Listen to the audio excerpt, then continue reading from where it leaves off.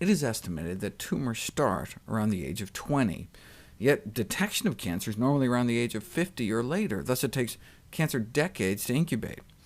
Why does it take so long? Recent studies indicate that in any given type of cancer, hundreds of different genes must be modified to change a normal cell into a cancer cell.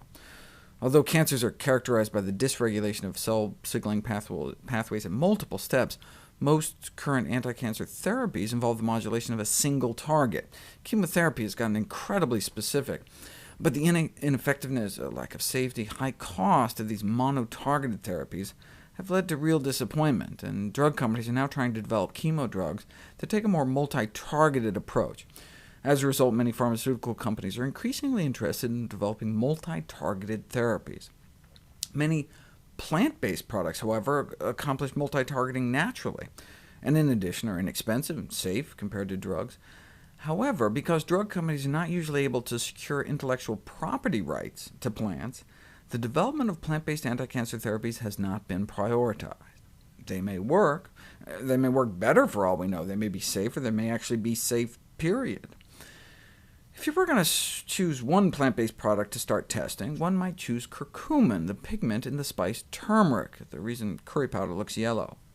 Well, before you start throwing money at research, you might want to start asking some basic questions, like do populations that eat a lot of turmeric have lower cancer rates? The incidence of cancer does appear to be significantly lower in regions where turmeric is heavily consumed. Population-based data indicate that some extremely common cancers in the Western world are much less prevalent in regions where turmeric is widely consumed in the diet. For example, overall cancer rates are much lower in India than in Western countries, much lower. U.S. men get 23 times more prostate cancer than men in India. Americans get between 8 and 14 times the rate of melanoma, 10 to 11 times more colorectal cancer, 9 times more endometrial cancer, 7 to 17 times more lung cancer, 7 to 8 times more bladder cancer, 5 times more breast cancer, and 9 to 12 times more kidney cancer.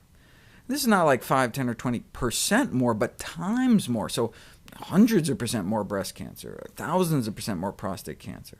Difference is even greater than some of those found in the China study.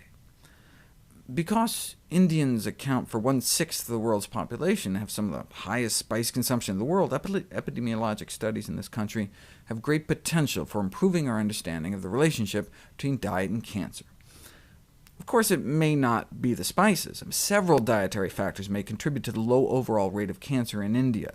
Among them, a relatively low intake of meat, a mostly plant-based diet, in addition to the high intake of spices. 40% of Indians are vegetarians, and even the ones that do eat meat don't eat a lot. And it's not only what they don't eat, but what they do. India is one of the largest producers and consumers of fresh fruits and vegetables. And they eat a lot of pulses, meaning legumes, beans, chickpeas, and lentils. And it's not just turmeric. They eat a wide variety of spices, which constitute, by weight, the most antioxidant-packed class of foods in the world. Population studies can't prove a correlation between dietary turmeric and decreased cancer risk, but certainly inspired a bunch of research. So far, curcumin has been tested against a variety of human cancers, including colorectal cancer, pancreatic cancer, breast, prostate, multiple myeloma, lung cancer, and head and neck cancer for both prevention and treatment. We'll look at some of that research next.